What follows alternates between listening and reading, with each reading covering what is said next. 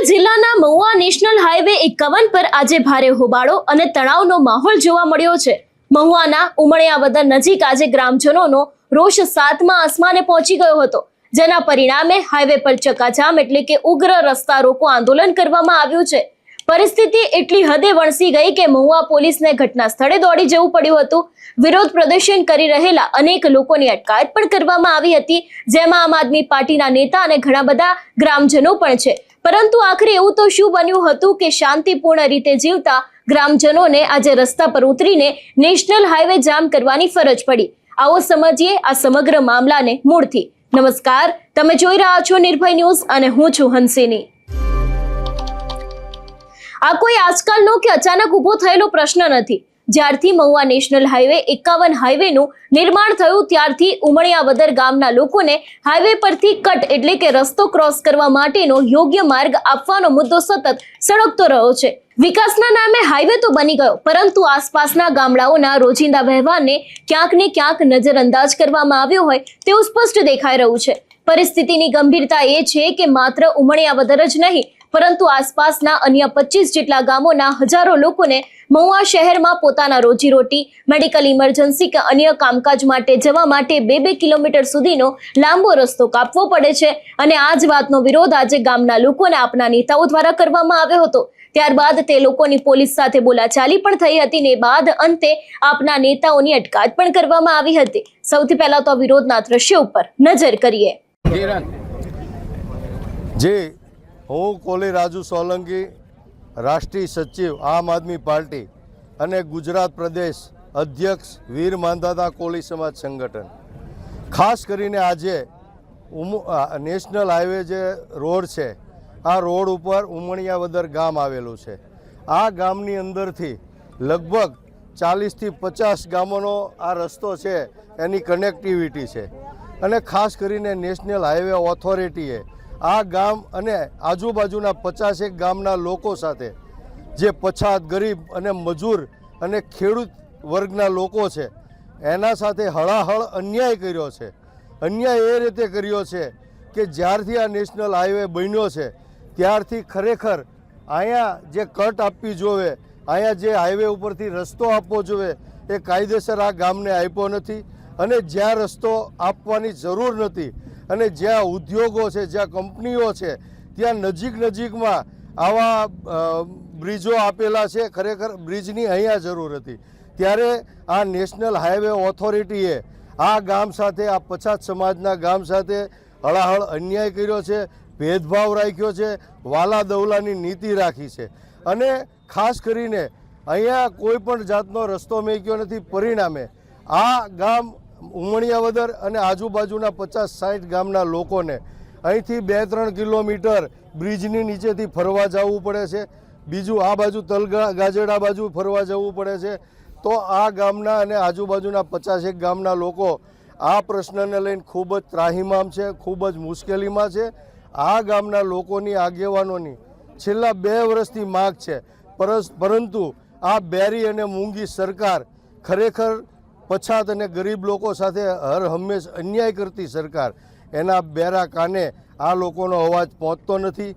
ત્યારે આજે મારે આપના માધ્યમથી આ સરકારને કહેવું છે, નીતિન ગડકરીને કહેવું છે કે ખરેખર આ નેશનલ હાઈવે ઓથોરિટી બિલકુલ વ્યવસ્થામાં, સુવિધામાં અને આયોજનમાં નિષ્ફળ ગઈ છે।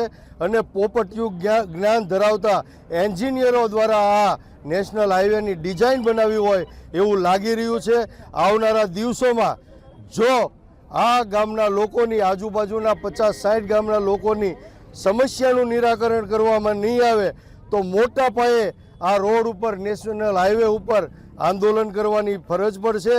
અને તમામ નેશનલ હાઈવે આ રોડ ઉપર ચક્કા જામ કરી અને આ હાઈવે ઉપર જેટલા વાહનો ચાલતા હશે આ તમામને બંધ કરી દેવામાં આવશે, એવી મારી આજે સરકારને ચીમકી છે।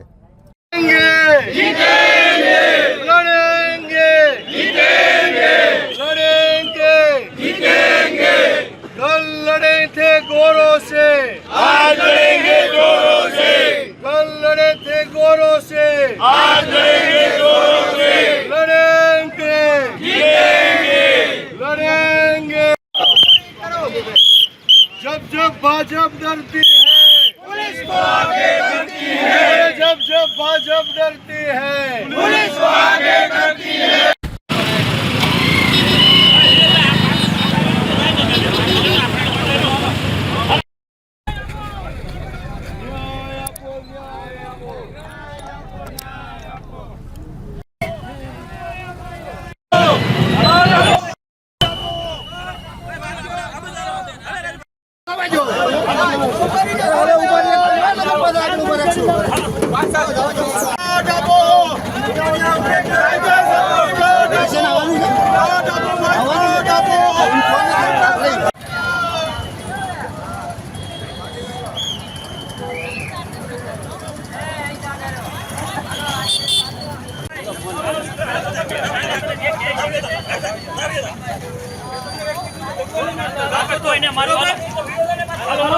ભાઈ આ ગાડી કોની છે?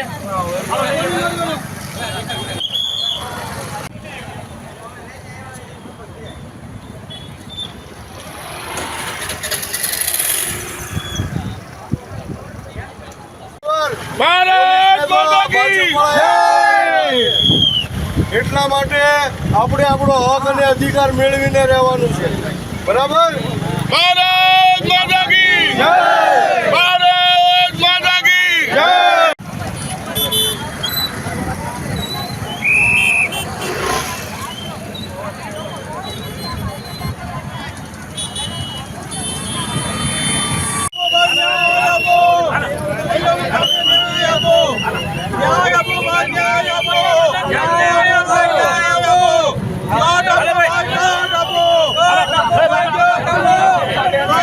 બે કિલોમીટરનો આ ફેરો કદાચ એસી ચેમ્બરમાં બેઠેલા વહીવટી અધિકારીઓને સામાન્ય લાગતો હશે, પરંતુ રોજની આ હાલાકી ભોગવતા સામાન્ય માણસ, ખેડૂત કે વિદ્યાર્થી માટે આ એક મોટી યાતના સમાન છે।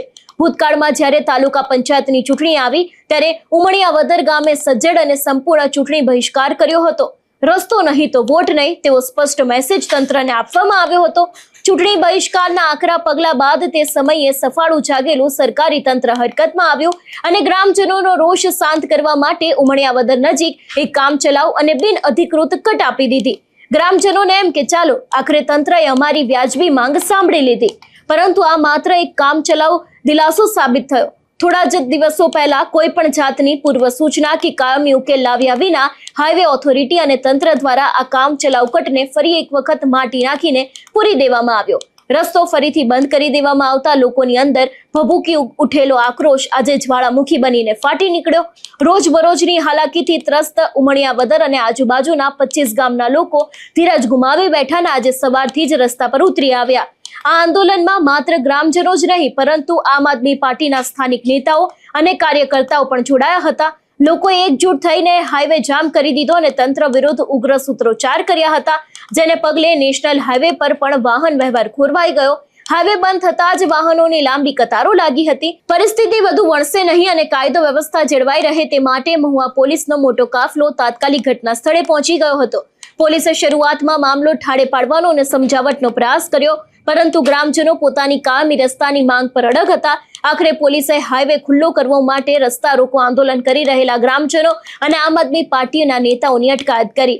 અત્યારે હાઈવે પર ટ્રાફિક પૂર્વવત કરવાના પ્રયાસો ચાલી રહ્યા છે અને પોલીસનો બંદોબસ્ત પણ ગોઠવી દેવાયો છે, પરંતુ અહીંયા સૌથી મોટો સવાલ એ થાય છે કે શું પોલીસ દ્વારા અટકાયત કરવાથી આ સમસ્યાનો કાયમી ઉકેલ આવી જશે? આ વિષયને લઈને તમારું શું માનવું છે અમને કમેન્ટ કરીને ચોક્કસથી જણાવજો। તેની સાથે અમારી ચેનલ નિર્ભય ન્યૂઝને લાઇક, શેર અને સબસ્ક્રાઇબ કરવાનું ભૂલશો નહીં। નમસ્કાર।